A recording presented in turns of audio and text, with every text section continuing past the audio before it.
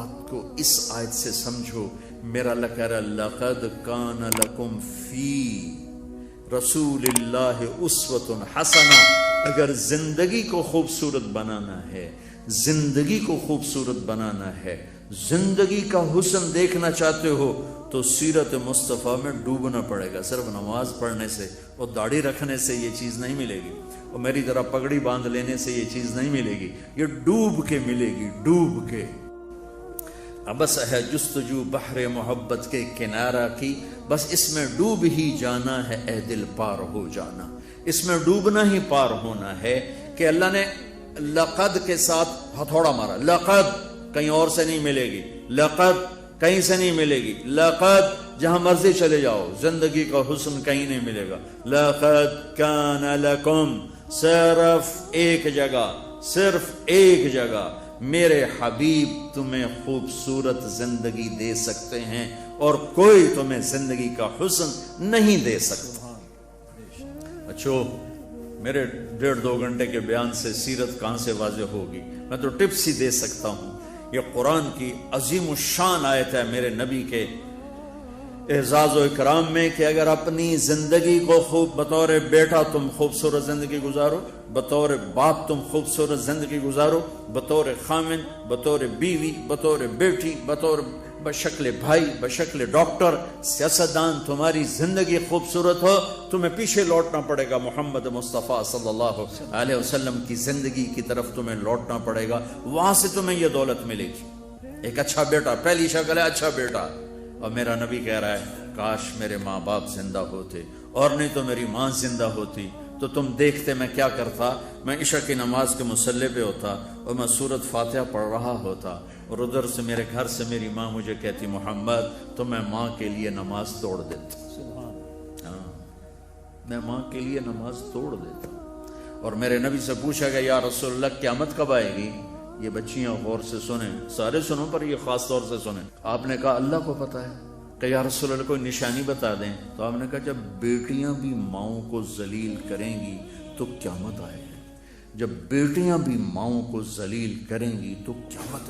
ان تلد الامۃ ربتہا، جب ماں کے ساتھ بیٹیاں نوکر جیسا سلوک کریں گی، نوکرانی جیسا سلوک کریں گی تو قیامت کے نکارے پہ چوٹ پڑ کے رہے گی.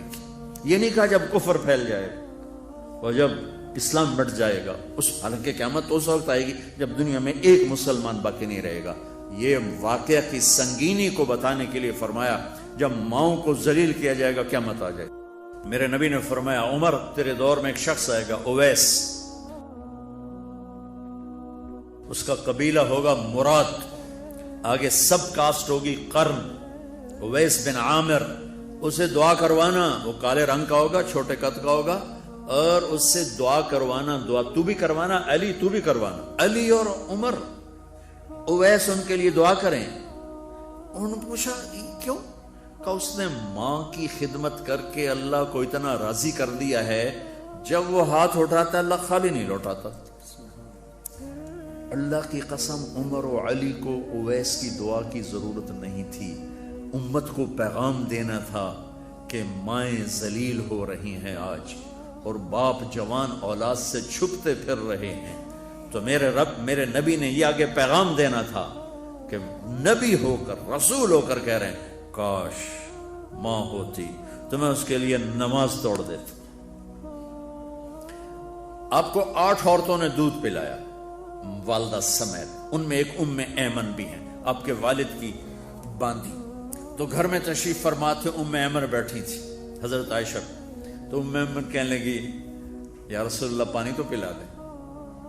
تو اللہ کا نبی ایک دم اٹھے تو حضرت عائشہ ناراض ہو گئی. ایمن اللہ کا رسول کو کہتی پانی پلا.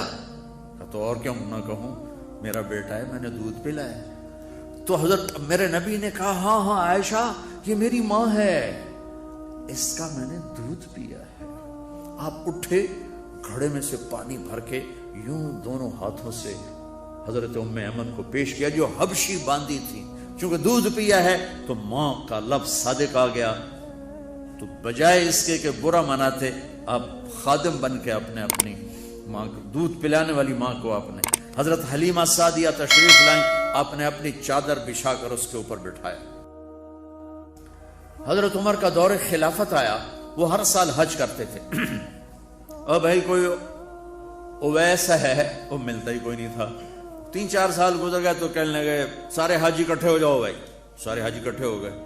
آپ نے کہا سب کھڑے ہو جاؤ، سارے کھڑے ہو گئے۔ پھر آپ نے کہا یمن والے کھڑے رہو باقی بیٹھ جاؤ، تو چند ہزار کھڑے رہے باقی بیٹھ گئے۔ پھر آپ نے کہا مراد والے کھڑے رہو باقی بیٹھ جاؤ، تو 15-20 آدمی اس میں سے نکلے۔ پھر آپ نے کہا مراد کی جو آگے سب کاسٹ ہے قرن والے کھڑے رہو باقی بیٹھ جاؤ، تو صرف ایک آدمی بچا۔ تو آپ نے اس سے پوچھا تم قرنی ہو؟ کہ جی۔ اویس کو جانتے ہو؟ کہ جی میرے بھائی کا بیٹا ہے۔ تو وہ تو تھوڑا سا ایسی ہے دیوانہ سا، آپ کیوں پوچھ رہے ہیں؟ تو حضرت عمر رونے لگے، کہا وہ نہیں تو دیوانہ ہے، کدھر ہے؟ کہا جی عرفات گیا ہے اونٹ چرانے۔ تو حضرت عمر نے علی کو ساتھ لیا اور دوڑ لگا دی عرفات کی۔ وہاں گئے تو حضرت اویس ایک جھاڑی کے نیچے نماز پڑھ رہے تھے۔ یہ دونوں حضرات آ کے بیٹھ گئے، انہوں نے محسوس کیا 2 بندے آ گئے، نماز مختصر کر دی۔ حضرت عمر نے پوچھا کون ہو میرے بھائی؟ کہا جی مزدور ہوں۔ تمہارا نام کیا ہے؟ کہا جی اللہ کا بندہ۔ کہا ارے بھائی وہ تو سبھی اللہ کے بندے ہیں، تیری ماں نے تیرا نام کیا رکھا ہے؟ کہا تم کیوں پوچھ رہے ہو؟ انہیں تو پتہ ہی نہیں تھا کہ عمر ولی۔ کیوں بھائی تسی کون ہو انٹرویو کرنے والے؟ تو مولا علی نے کہا یہ ہیں عمر بن خطاب امیر المومنین اور میں ہوں علی بن ابی طالب۔ پھر وہ ہل گئے، کہنے لگی میں معافی چاہتا ہوں، میں پہلی دفعہ آیا ہوں، مجھے تو پتہ ہی کوئی نہیں ہے۔ تو حضرت عمر نے فرمایا تم اویس بن عامر ہو؟ کچھ کہ اچھا ہاتھ اٹھاؤ ہمارے لیے دعا کرو۔ وہ کہنے لگے آپ کیا کہہ رہے ہیں؟ یہ آپ کیا کہہ رہے ہیں؟ میں آپ کے لیے دعا کروں گا؟ میری کیا اوقات ہے؟ کہا ہاں ہمیں ہمارے نبی نے فرمایا تھا عمر علی جنت میں تیرا گھر میرے گھر کے سامنے ہوگا، اس کے بعد کسی کی دعا کی ضرورت ہے؟ عمر میں نے جنت میں محل دیکھا، میں نے پوچھا کس کا ہے؟ مجھے کہا گیا قریشی کا ہے، میں سمجھا میرا ہے، جانے لگا تو کہا گیا عمر بن خطاب کا ہے، ان کو اویس کی دعا کی ضرورت ہے؟ میدان عرفات میں 1.25 لاکھ صحابہ کے ساتھ آپ اونٹ پہ تشریف فرما ہے، اونٹنی پر، تو آپ نے فرمایا اس وقت میرا اللہ میرے صحابہ پہ فخر کر رہا ہے اور عمر پہ خاص طور پہ فخر فرما رہا ہے۔ ہمیں پیغام دینا تھا، آنے والے زمانوں میں یہ ہونا تھا۔ سبحان اللہ۔ امام ابو حنیفہ کا نام تو سب کو معلوم ہے نا۔ ایک اور عالم بتاتا ہوں، عبد الرحمن بن ابی لیلہ، ان میں علمی کھٹ پٹ تھی بہت زیادہ، آپس میں بنتی نہیں تھی۔ تو ابو حنیفہ جیسی ہستی جن کے کروڑوں فالوور آج ہیں، ان کی ماں کہتی نعمان یہ مسئلہ ہے جا کے عبد الرحمن سے پوچھ کے آ۔ زندگی میں ایک دفعہ نہیں کہا ماں جی میں اس کو بڑا عالم ہے میرے کو پوچھ لو۔ کہا اچھا ماں جی، اپنی چادر اٹھاتے اور پہنچ جاتے، دروازے پہ دستک دے کے بھائی مجھے میری اماں نے بھیجا ہے، آپ اس پہ فتویٰ۔ حالانکہ ان کی اپنی رائے اس کے خلاف ہوتی تھی، لیکن ماں کے احترام میں جا کر ان سے مسئلہ پوچھتے جن سے روزانہ مناظرہ ہوتا تھا، روزانہ کھٹ پٹ ہوتی تھی علمی۔ ماں نے کہہ دیا جا کر ان سے پوچھ کے آتے تھے، اپنی اتنی بڑی علمی قدر و منزلت کو ایک طرف رکھ دیتے تھے، نہیں میری ماں نے مجھے کہا۔ تو آپ سب نوجوان ہو، ماں باپ زندہ ہیں تو ان کی دعا لو، آہ نہ لو، دعا لو۔ مجھے یاد آیا میرے والد رحمت اللہ علیہ کا ایک دفعہ مجھے خط آیا کہ جب پیسے ختم ہوتے ہیں اسی وقت ہی تمہارا خط آتا ہے کہ پیسے بھیج دو، کبھی آگے پیچھے بھی بتا دیا کرو زندہ ہیں کہ مردہ ہیں۔ تو تعلق ہی نہیں تھا، صرف پیسے تک تھا، ابھی پیسے گھال دو پیسے۔ اب تو خط کی ضرورت نہیں ہے، فون پہ ہو جاتا ہے، اس وقت یہ خط ہوتے تھے۔ تو میرے والد نے گلے کا خط لکھا، مجھے افسوس ہونا چاہیے تھا، میرے اوپر جوں بھی نہیں رہی، ہم نے والدین کی عظمت کو پڑھا ہی نہیں ہے۔ وہ تو در مصطفیٰ سے یہ چیز ملتی ہے، محمد مصطفیٰ کے در سے یہ سبق ہمیں مل رہا ہے۔ ایک بدو آئے، ایک صحابی آئے، یا رسول اللہ میرا باپ میرے مال کو خرچ کر دیتا ہے، مجھ سے پوچھتا نہیں ہے۔ تو آپ نے کہا بلاؤ اسے۔ ان کو جب بلایا گیا تو اس نے پوچھا کیوں بلا رہے ہیں؟ کہ تیرے بیٹے نے شکایت کی۔ تو ان کو اتنا دکھ ہوا، انہوں نے چند اشعار پڑھے دل ہی دل میں، زبان پہ نہیں، دل ہی دل میں، اور مجلس میں آ گئے۔ جب پہنچے دربار رسالت تو جبریل آئے ہوئے، یا رسول اللہ تعالیٰ کہہ رہے ہیں اس کا مسئلہ بعد میں سنیں، اس سے کہیں وہ شعر سنا جو تو نے بیٹے کے گلے میں کہے ہیں اور اب تیری زبان سے ادا نہیں ہوئے پر تیرے اللہ نے سنے۔ تو آپ نے اس سے فرمایا اچھا بھی تیری گل تو میں بعد سنوں گا، تو پہلے میں نے شعر سنا۔ میں نے کہا اشہد انک رسول اللہ، میں گواہی دیتا ہوں آپ اللہ کے رسول ہیں۔ یا رسول اللہ میں نے دکھ میں چند اشعار زبان سے نہیں دل ہی دل میں دہرائے تھے، اور آپ کے رب نے عرشوں پہ سنا، واقعی آپ کا رب بھی سچا اور آپ بھی سچے۔ آپ نے کہا کیا کہا تھا؟ فَغَدَوْكَ مَوْلُودًا وَمُنْتُكَ يَافِعًا تَعُلُّ بِمَا أَجْنِي عَلَيْكَ وَتَنْهَلُ وَإِذَا زَاقَتْكَ بِالسَّقْمِ لَمْ أَبِتْ لِسَقْمِكَ إِلَّا سَاهِرًا أَتَمَلْمَلُ كَأَنِّي أَنَا الْمَتْرُوكُ دُونَكَ بِالَّذِي تُرِكْتَ بِهِ عَيْنِي وَعَيْنِي تَحْمَلُ تخاف الردى نفسي عليك وإنها لتعلم أن الموت وقت مؤجل فلما بلغت السن والغاية التي إليها مدى ما فيك أؤمل جعلت جزائي غلظة وفظاظة كأنك أنت المنعم المتفضل فإن لم تروا حق أبوبتي فعلت كما الجار المجاور يفعل۔ میرے نبی کے ٹپ ٹپ آنسو، کہا میرے بیٹے جس دن تو پیدا ہوا ہم نے اس دن اپنی ذات کے لیے جینا چھوڑ دیا، ہم نے تیرے لیے زندگی کا سفر شروع کیا، تجھے ٹھنڈی چھاؤں میں بٹھانے کے لیے گرم ہواؤں سے لڑا، تمہیں ٹھنڈی ہواؤں سے بچانے کے لیے برفانی راتوں میں کام کیا، تیری ایک مسکراہٹ دیکھنے کے لیے ساری ساری رات تڑپا، ساری رات اپنے آپ کو کوہلو کے بیل کی طرح اپنی ساری جوانی کا رس نچوڑ کے تیری ہڈیوں میں ڈال دیا، میں بوڑھا ہوتا گیا، تو پروان چڑھتا گیا، میری کمر جھک گئی، تیری کمر اٹھ گئی، میری ٹانگوں سے جان نکل گئی، تیری ٹانگیں مضبوط ہو گئی، میرے ہاتھ کانپنے لگے، تیرے ہاتھ مضبوط ہوئے، میں لڑکھڑانے لگا، تو اترانے لگا، تو مجھے خیال آیا کہ جیسے میں اس کے لیے دھکے کھاتا تھا، اس کی زندگی کی دعائیں مانگتا تھا، اس کے لیے تڑپتا تھا، چلو آج میرا یہ سہارا بنے گا، لیکن جب تجھ میں جوانی کی لہر دوڑی اور مجھے بڑھاپے نے کھا لیا، جب جوانی میں تجھ میں رنگ بھرا اور بڑھاپے نے میرے رنگ چھین لیے، جب جوانی تجھے سیدھا کیا بڑھاپے نے مجھے ٹیڑھا کر دیا، کمر جھکا دی، تو ایک دم تو مجھے ایسے گھور کے دیکھنے لگا، تیری آنکھیں ماتھے پہ چڑھ گئیں اور تو مجھے یوں دیکھنے لگا جیسے میں نوکر ہوں، تو باپ، تو مالک۔ تو میں نے اپنی 30 سالہ زندگی کو جھٹلا دیا کہ ہاں میں باپ نہیں ہوں، میں نوکر ہوں، یہ میرا سردار ہے، اگر یہ بیٹا ہوتا تو یوں تو نہ کرتا، اس نے میری راتوں کے تڑپنے کو بھلایا، میرے گرمی سردی سے لڑنے کو بھلایا، کولو کے بیل کی طرح میرے چکر کاٹنے کو بھلایا، اپنی خوشیوں کو دفن کر دیا اپنے سینے میں، قبرستان بنا دیا اپنے سینے کو، اپنی خواہشات کا اور اپنی خوشیوں کا، اور آج تو مجھ سے ایسے بات کرتا ہے جیسے میں نوکر ہوں اور تو میرا آقا ہے۔ اچھا میرے بیٹے، میں نوکر سہی، تو سب، پر میں تیرا پڑوسی تو ہوں، بندہ پڑوسی سے پوچھ ہی لیتا ہے کیا حال ہے، کوئی ضرورت تو نہیں، اتنا ہی پوچھ لیتے۔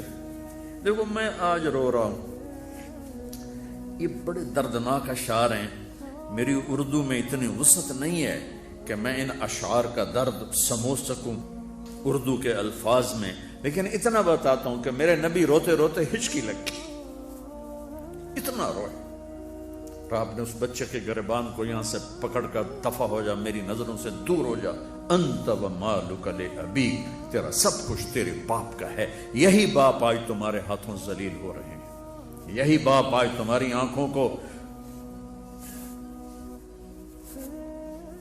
ایک بچہ اپنے باپ سے کہہ رہا تھا، میں بھی بیٹھا تھا، تو آج تک میرے واسطے کی کیتا ہے، بہت پرانی بات ہے لیکن میں اب رو رہا ہوں. اس کے باپ کا دکھی چہرہ میری آنکھوں کے سامنے آ گیا. تو آج تک میرے واسطے کی کیتا ہے؟ اور آگے باپ کہہ رہا تھا اچھا میرا پتر, اچھا میرا پتر, تہاڈا بھی ویلا آ ہی جاوے گا. اچھا میرا پتر تہاڈا بھی ویلا, یعنی آگے تیرے بیٹے بھی ایک دن آئیں گے, پھر تجھ سے کہیں گے تو آج میرے واسطے کی کیتا. بدبخت تیرے لیے تو تیرا باپ پس کے رہ گیا, اور تو کہتا ہے تو آج تک میرے واسطے بنایا کی, تو آج تک میرے واسطے کیتا کی. پاکستان کو نیا بنانا ہے تو حکومتوں سے نیا نہیں بنے گا, یہ میرے آپ کے اپنے آپ کو بدلنے سے نیا بنے گا. پاکستان کو مدینے کی فلاحی ریاست قانون سے نہیں بنایا جا سکتا. قانون کی قیمت کاغذ کے پرزے سے زیادہ نہیں ہے. یہ دل کی دنیا آباد کرو گے عشق مصطفیٰ سے, اور اپنے رب کے عشق سے اپنے دل کی دنیا آباد کرو گے تو یہ زرخیز زمین بنے گی. پھر یہاں اسلام کا پودا اور اسلام کے بوٹے یہاں پھول پھل کھلیں گے. تم اپنی ماؤں کے پیر دھو کے پیو گے, اپنے باپ کے پیر دھو کے پیو گے. اللہ کی قسم ان کی دعائیں تمہیں وہاں لے جائیں گی جہاں ساتوں زمین آسمان سونا چاندی بن جائیں تو نہیں پہنچ سکو گے جہاں تمہارے ماں اور تمہارے باپ کی دعا تمہیں لے جائے گی.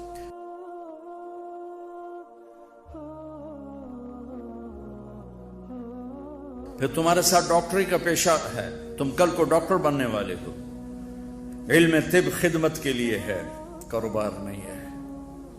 اور میں یہاں بھی رو کے کہہ رہا ہوں کہ میرے دیش کے ڈاکٹر تاجر بن چکے ہیں, ڈاکٹر نہیں ہیں بلکہ ایجنٹ ہیں, کمپنیوں کے ایجنٹ ہیں.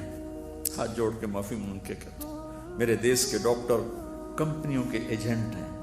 انہیں کمپنیاں خرید چکی ہیں, وہ نوکر ہیں, وہ اپنے ضمیر کو بیچ چکے. 100 میں 99 ڈاکٹر یہی کچھ کر رہے ہیں. کوئی ایک مسعود گوندل جیسے, رانجے جیسے, یہ جو آپ کے سامنے حضرات بیٹھے ہوئے ہیں, جو میں 100 میں 1 کہہ رہا ہوں کہ جنہوں نے اس کو اپنی عبادت بنایا ہے.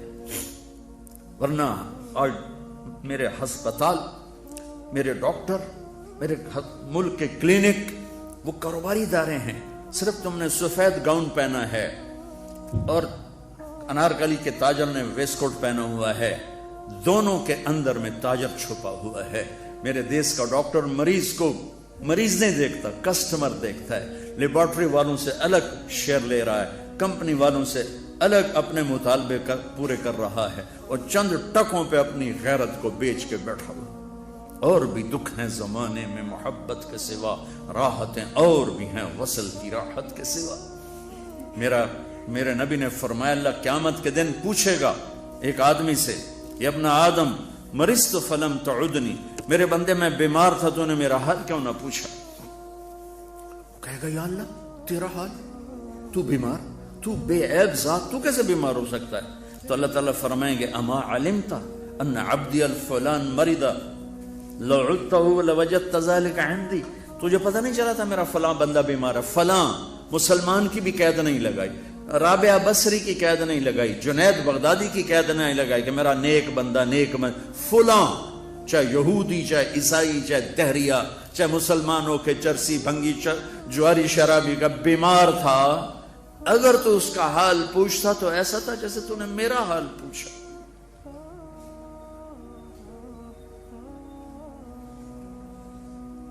یہ خالد مسعود صاحب کی زبانی میں نے سنا کہ آنکھوں کے سامنے دیکھا عورتیں بیچاری کنگن بیچ کے آ رہی ہیں اور دوا لے کے آ رہی ہیں, اور کئی دوا لیتے لیتے پیچھے مریض مر گیا. یہ رانجا کو میں مسیحا کہتا ہوں, یہ دو مسیحا تھے, یہ پوری ایک ٹیم بنی جنہوں نے 5 سال یہاں مفت علاج کیے اور حجت قائم کی سارے ڈاکٹروں پر. قیامت کے دن یہ تمہیں پکڑیں گے اور ان سارے ڈاکٹروں کا گریبان پکڑیں گے جنہوں نے طب جیسے عظیم الشان شعبے کو کاروبار بنا دیا, تجارت بنا دی. تو ادھر ادھر کی نہ بات کر, یہ بتا کہ قافلہ کیوں لٹا, مجھے راہزنوں سے گلا نہیں, تیری راہبری کا سوال ہے. بچو اللہ سے مانگو, اللہ تمہیں ڈاکٹر بنائے, تاجر نہ بنائے, اللہ تمہیں بکنے والا نہ بنائے. یہ پینسل دیکھ رہے ہو, کینیڈا میں ڈاکٹر عبدالقیوم پاکستانی ہے لیکن 5 بڑے ڈاکٹروں میں ان کا شمار ہے، پارکنسن کے 5 بڑے ڈاکٹروں میں ایک۔ میں ان کے ساتھ بات کر رہا تھا تو باتوں باتوں میں پاکستان کی میڈیکل کا تذکرہ شروع ہوا، تو انہوں نے یہ بال پوائنٹ اٹھائی اور مجھ سے کہا مولانا یہ ایک پینسل میں کسی میڈیکل ریپ سے لے لوں تو میں بلیک لسٹ ہو جاؤں گا، میں پریکٹس نہیں کر سکتا۔ میں وہاں بھی رویا تھا، یہاں بھی رو رہا کہ میرا ڈاکٹر تو سب کچھ بیچ چکا ہے۔ ایک امریکہ کے ٹرپ پر، ایک آسٹریلیا کے ٹرپ پر، ایک گاڑی پر، ایک کلینک کو فرنش کرنے پر، کیا موت کے بعد زندگی کوئی نہیں؟ قبر سے زندگی کا سٹارٹ نہیں ہے؟ حشر کے دن اللہ کے سامنے نہیں آنا، اللہ کے نبی کے سامنے نہیں آنا؟ بچوں کے لیے کر رہے ہیں، حسن حسین سے بڑے ہو میرے بچے، ہائے حسن کے زہر میں تڑپتا میرا نبی دیکھ رہا ہے، اور حسین کی گردن کٹتے میرا نبی دیکھ رہا ہے، اور دھاڑ دھاڑ رو رہا ہے، دعا نہیں کی۔ ام سلمہ سے فرمایا آج ایک فرشتہ آ رہا ہے ملنے، دروازے پہ کھڑی ہو جاؤ، کوئی اندر نہ آئے۔ اتنے میں حسین آئے کھیلتے ہوئے، اندر جانے لگے، انہوں نے روک لیا، وہ رونے لگے تو انہوں نے چھوڑ دیا۔ تھوڑی دیر میں اندر سے میرے نبی کے تڑپ تڑپ کے رونے کی آواز، بل بلا کے۔ حضرت ام سلمہ بھاگ کے گئیں تو دیکھا آپ نے حسین کو سینے سے لگایا ہوا اور یوں اس طرح، یہ مجھے دیکھو، پوری باڈی ایسے ہل رہی تھی اور آپ پھوٹ پھوٹ کے رو رہے تھے۔ آپ فرمایا میرے جنت کے 2 پھول، میری جنت کی ٹہنیاں، میری بہار، میری دنیا کی بہار حسن اور حسین، میرے جنت کے 2 پھول حسن اور حسین۔ آپ نے ام سلمہ نے پوچھا یا رسول اللہ آپ کیوں رو رہے ہیں؟ کہا ام سلمہ یہ فرشتہ مجھے کہہ رہا ہے میری امت میرے اس لال کو ذبح کر دے۔ اور پھر ام سلمہ زندہ رہیں 61 ہجری تک، باقی سب ازواج مطہرات فوت ہو گئیں۔ تو ام سلمہ نے عصر کے وقت دیکھا سوئے ہوئے اللہ کے نبی کو، دیکھا کہ بال بکھرے ہوئے، پگڑی نہیں ہے، مٹی پڑی ہوئی ہے، داڑھی میں مٹی پڑی ہوئی ہے، چہرہ پیلا زرد ہے۔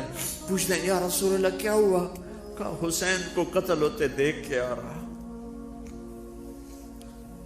تمہارے بچے تمہاری قبر میں جائیں یہ فاتحہ پڑھنے بھی نہیں آئیں گے، بچوں کے لیے کر رہا ہوں۔ کتنے مریضوں پر ظلم و ستم ڈھا کے اگر تم بچوں کے لیے کر رہے ہو تو یہی بچے تمہاری قبر پر بھی نہیں آئیں۔ اور اللہ کی قسم کسی مریض کی دعا تمہیں لگ گئی تمہاری 7 پشتیں نہال ہو جائیں گی۔ دعاؤں سے جو کام بنتے ہیں پیسے سے نہیں بنتے۔ میرے نبی نے اپنی اولاد کو ذبح ہونا قبول کی۔ جب آپ دنیا سے تشریف لے جا رہے تھے 12 ربیع الاول 7 جون 632 عیسوی 11 ہجری چاشت کے وقت میں آپ نے اپنی ساری بیگمات کو بلا کر بڑے سکون کے ساتھ رخصت فرما دیا۔ پھر آپ نے بیٹی کو بلا کر کہا فاطمہ میں جا رہا ہوں۔ وہ رونے لگی، کہنے نہیں نہ رو، ان قریب تو بھی میرے پاس آ جائے گی۔ 6 ماہ بعد بیٹی کا انتقال ہو گیا۔ پھر آپ نے علی کو بلایا اور ان کا سر اپنی گود میں رکھا اور ان کی کمر پہ ہاتھ پھیرتے رہے، سر پہ ہاتھ پھیرتے رہے اور ان کے لیے دعا دیتے رہے اور ان کو رخصت فرما دیا۔ یہ سب کچھ سکون کے ساتھ تھا۔ پھر اپنے جگر کے ٹکڑے بلائے، حسنین، حسن و حسین۔ جب حسن پیدا ہوئے تو آپ نے پوچھا علی کیا نام رکھا ہے؟ کہا جی حرب کہتے ہیں جنگجو، لڑنے والا۔ کہا نہیں حسن۔ پھر حسین پیدا ہوئے، آپ نے پوچھا علی کیا نام رکھا ہے؟ کہا جی حرب، وہی لڑنے والا، علی جو میدان کے شاہ سوار تھے۔ کہا نہیں حسین۔ پھر میرے نبی نے فرمایا جب سے آدم کی نسل چلی ہے اللہ نے یہ 2 نام میرے بچوں کے لیے رکھے تھے، آج تک کسی کا نام حسن حسین نہیں رکھا گیا۔ بلایا اور جو ہی یوں سینے سے لگایا اس بند ٹوٹ گیا اور ٹپ ٹپ آنسو۔ آگے دیکھ رہے تھے ایک زہر میں تڑپ رہا ہے، ایک کا سر کٹ کے نیزے پہ چڑھ رہا ہے اور وہ پیغام دے رہے ہیں بچوں کے لیے ایمان نہیں بیچنا، بچوں کے لیے ضمیر نہیں بیچنا، چند ٹکڑوں کے لیے کسی کے حقوق پہ ڈاکہ نہیں ڈالنا ہے۔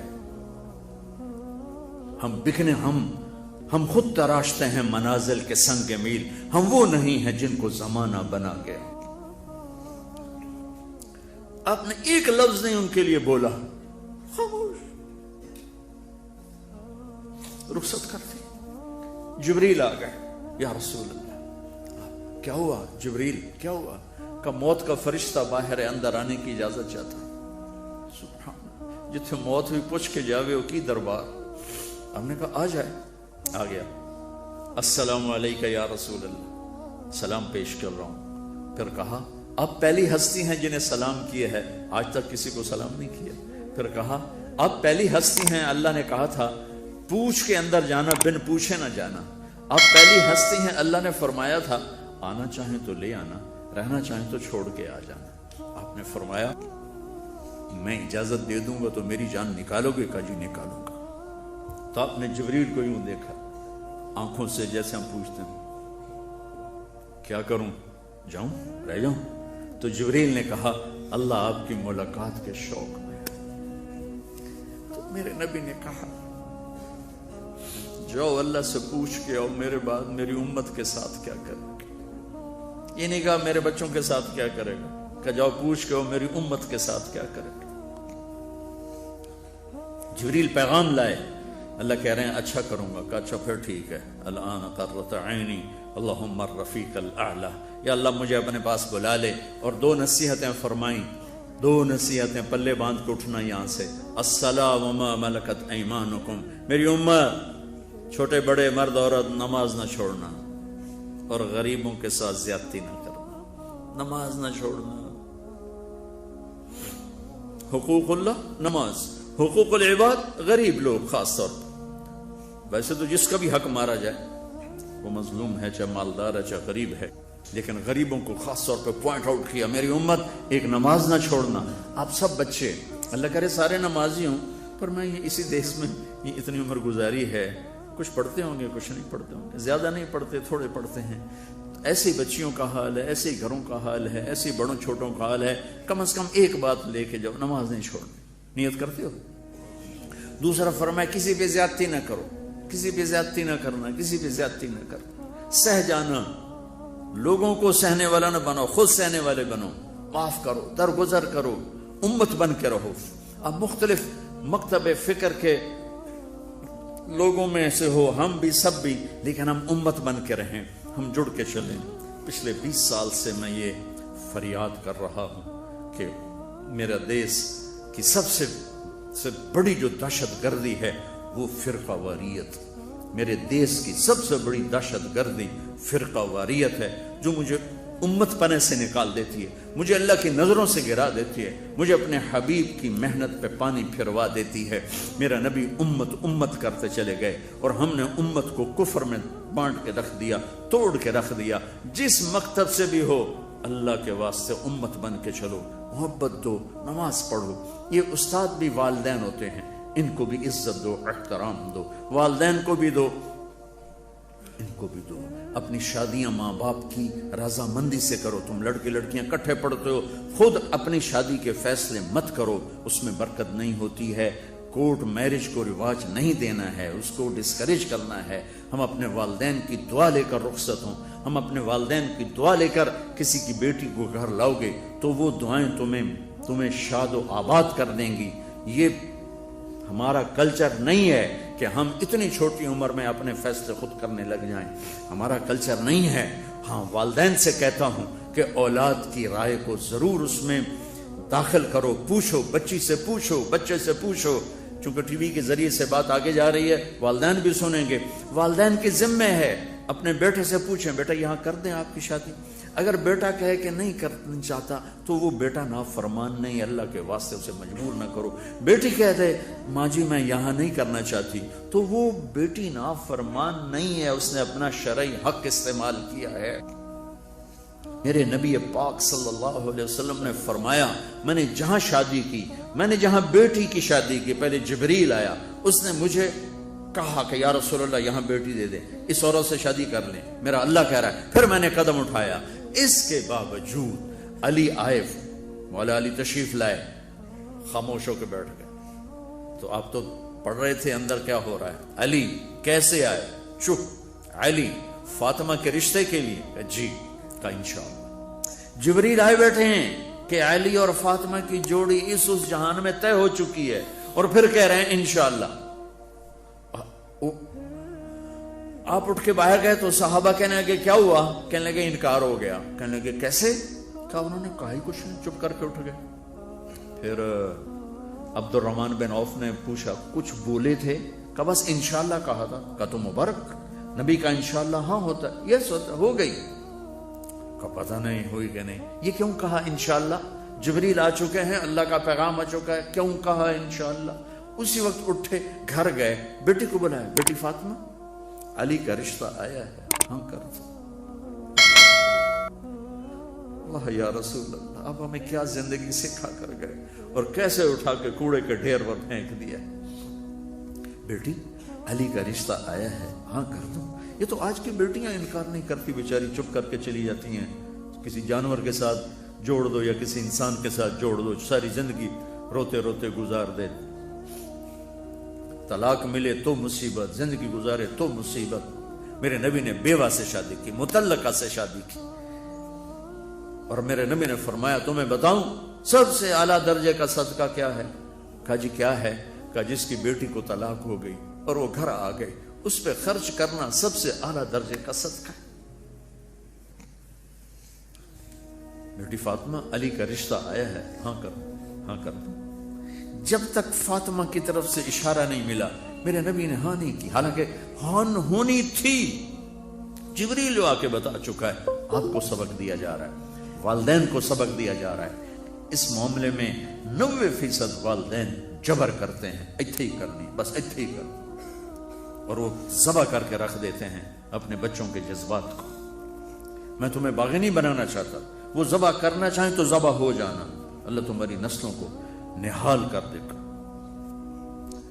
उनकी दुआएं तुम्हें वहां पहुंचाएंगी जहां तुम्हें ख्वाहिश नहीं पहुंचाएगी। आखिर में आकर मैं तुम्हारे माँ बाप के साथ हूं, लेकिन माँ बाप से कहता अल्लाह के वास्ते ये जबर न करो, मेरे नबी की जिंदगी पढ़ो अल्लाह के वास्ते। मैं तुम्हें 1.5 घंटे में क्या बताऊं? दिल के फफोले जल उठे सीने के दाग से, इस घर को आग लग गई घर के चिराग से। तुम इकट्ठे पढ़ते हो, एक हद तक हम चल सकते हैं, हम बॉयफ्रेंड गर्लफ्रेंड हमारा कल्चर नहीं है। हमारा कल्चर शादी है, वो वालिदैन की रजा के साथ है, उनकी दुआओं के साथ है। जो बेटी माँ बाप की दुआ लेके जाएगी और जो जाके कोर्ट में शादी करेगी, दोनों का एक हो सकता है अल्लाह का मामला।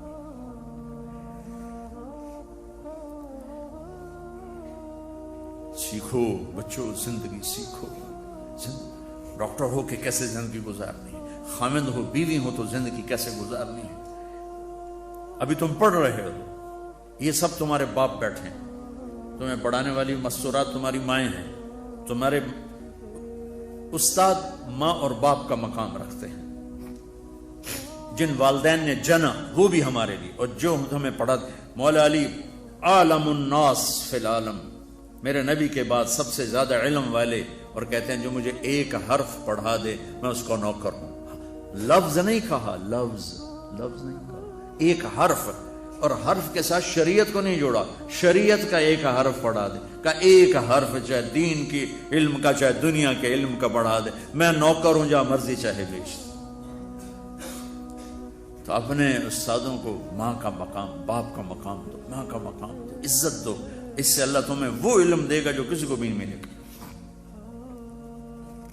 नमाज का एहतमाम करो, आपस में जवान हो, लड़े हुए हो गए, किसी न किसी से तुम्हारा बाइकाट होगा, तो मेरी गुजारिश है यहां से उठकर सुलह कर लेना। अल्लाह को पसंद नहीं है कि आपस में लड़े हुए हों और बोलचाल बंद हो। कोई ज्यादती करे माफ करना सीखो, तुमसे ज्यादती हो जाए माफी मांगना सीखो। ये मेरे नबी की अजीम शान सुन्नत है, माफ करना। 21 साल कत्ल करने वालों को आपने कहा जाओ माफ किया। मक्के वाले एक जगह आप लेटे हुए थे, एक बद्दू आया, उसका नाम था गौरस, आपकी तलवार लटकी थी, यूं उठाई और आपको पसली में मारी, यहां आप उठ के बैठ गए, तो उसने तलवार सीधी कर दी। कहा कौन बचाएगा? तो आपने मुस्कुरा के कहा अल्लाह। तो तलवार उसके हाथ से छूट गई, तो आपने उठा के सीधी कर दी। तुझे कौन बचाएगा? कहने का मैं तो तू ही बचाऊंगा। तो آپ نے کہا کلمہ پڑھتے ہو؟ کہنے لگا نہیں. آپ نے کہا جاؤ معاف کی، جاؤ معاف کی. تو بچوں میں کتنا کچھ سنا سکتا ہوں، میں تمہیں ٹپس ہی دے سکتا ہوں. یہ ایک پوری زندگی کی ترتیب ہے.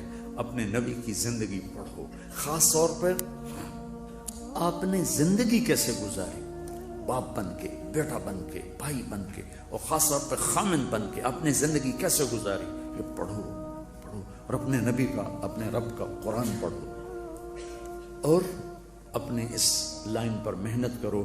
ڈاکٹر بننا، تاجر نہ بننا. اور جب اللہ موقع دے تبلیغ میں وقت لگانا. جب آپ کا کوئی وہ لانگ ویکنڈ آ جائے تو اس پہ آپ 3 دن لگا لیا کرو تبلیغ میں، تو انشاءاللہ آپ کو بہت نفع ہوگا. اور آپس میں لڑے ہوئے صلح کر لینا. ٹھیک ہے؟ نیت کرتے ہو؟ اللہم لک الحمد کما انت اہلہ فصلی علی محمد کما انت اہلہ وفعل بنا ما انت اہلہ انک اہل التقوی و اہل المغفرہ. یا اللہ ہم تیرے بڑے حقیر بندے ہیں. تو نے سمجھایا، ہم کوئی نہ سمجھے. تو نے بلایا، ہم نے پلٹ کے نہ دیکھا. تو نے روکا، ہم نے سارے بیریئر توڑ دیے. آج ہم اپنے گناہوں کا اعتراف کرتے ہیں، تیری بارگاہ میں منت کرتے ہیں. یا اللہ ہمیں معاف فرما. میرے دیس کی کشتی ڈاؤن ڈول ہے، حج کو لے کھا رہی ہے. چاروں صوبے اپنی جگہ سے ہلے ہوئے ہیں. تو اپنی غیبی مدد سے ہماری تائید فرما، ہماری مدد فرما. یہ ہمارا سرمایہ تیرے سامنے ہے. یہ بچے بچیاں، یہ کل کے اس ملک کے کھیونہار ہیں. انہیں تقوی نصیب فرما، پاک دامنی نصیب فرما.